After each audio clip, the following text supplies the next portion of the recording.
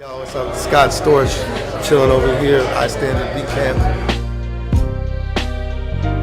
So this is the Behind the Rhymes interview with ScottStorch. Scott, in case these guys have been under a rock for the last 15 or 20 years, how did you get started in the music industry? How did you get started in your production game? You know what? I was a member of the Roots. I started in 1993 with them. I was a founding member of the Roots, and just marching on in Philly and playing live on the streets, borrowing power from the stores on South Street. And got a record deal in '93. Okay, cool. What were some of the first pieces of equipment you bought as a producer? MPC 60. Okay. Yeah. Banged out. Were you a big sampler when you first started? No, not so much. That was the nature of what I do. It's like all live stuff. Okay. And working with the Roots, what type of creative chemistry did you guys have when you were putting records together, or when you were actually in the studio? You know what? Everybody knew their part. For me, it was always like the chords and the tone center. Hubs on the bass, Questlove on the drums, Black Thought and Malik B on the vocals.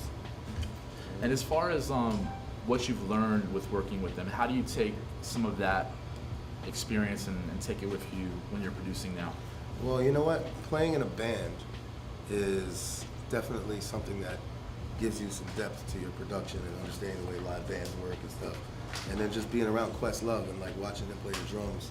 So when I'm doing some stuff that has that boom bap live sound versus the drum program stuff, it's you get that it's subconscious. You realize it's in there somewhere. It just comes out. Just comes out, right? Yeah.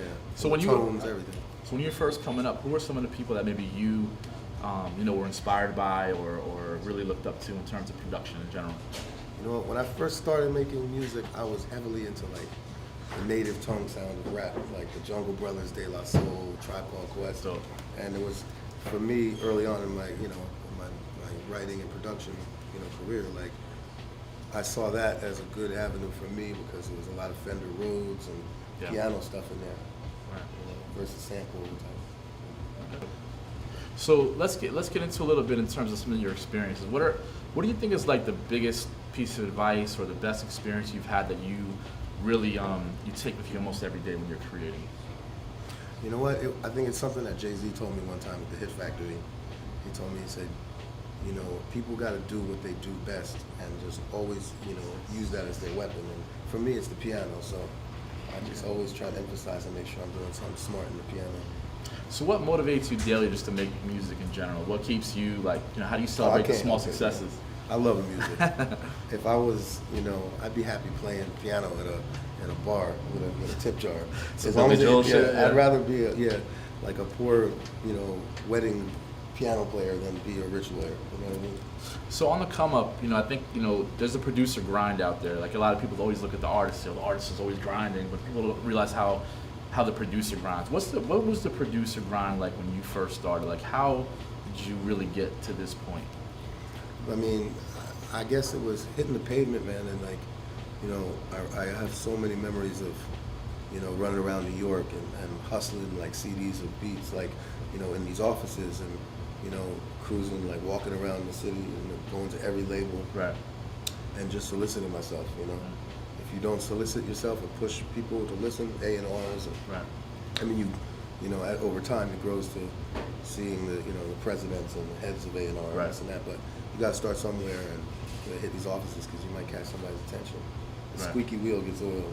Right. What do you feel is your greatest accomplishment to date? The greatest accomplishment? I guess, it's the volume. I guess I sold 350 million records in my career. Wow.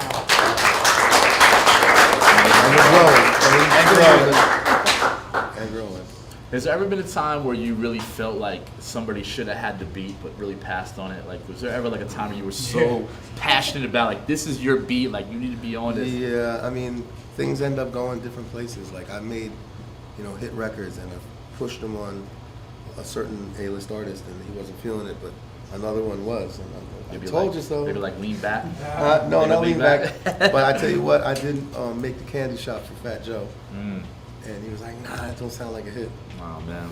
Oops. Do you feel like the relationships you've had over the years have really been your ability to work with different artists and is it better for you to work with the artist directly, or have you had to go through management? I mean, it's a little bit everything. It's definitely good. I mean, to have an inside with the artist and penetrate, especially nowadays, because you know, a lot of management teams and production houses and stuff, they have their own inside producers that they have equity in.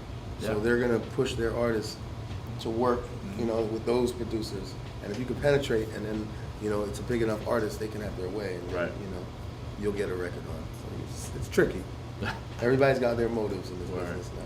What about new artists? You ever like find somebody and say, hey, I really want to work with this guy, and what does that take? Like, what do they have to have in order for that to even happen? You know what? Sometimes it's not even about a new guy. I think that the greatest challenge for me is reinventing an artist.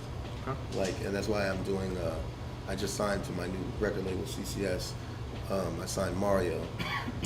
Years ago, he and we had the longest running #1 song in history, "Let Me Love You." And big record. Yeah, it was a huge record, but it was somebody else's artist, so. Right. You know, now it's my artist, and the records that we're doing are crazy. Do you feel like the producers finally getting their recognition in the game? Like their identity is finally there. You have people being like creative directors at major labels and also at major companies. Like, you feel like we're in that place right now for producers? Yeah, definitely. I definitely feel like in the corporate world of music, there are a lot of retired creative people, and that's a good thing for music, I think, for sure. That's great. They'll get up for ScottStorch one time.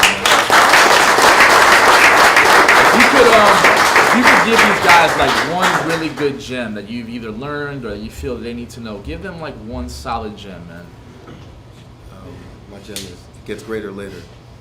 That's it. That's it? That's it. This is somebody we feel who's been extremely influential in the world of music in general, not just hip hop and not just music, but just somebody who's been influential in the culture of music as well. So we call this the Influence Award. It's the Legend in the Making Award. Y'all give it up for one time for my man ScottStorch, man.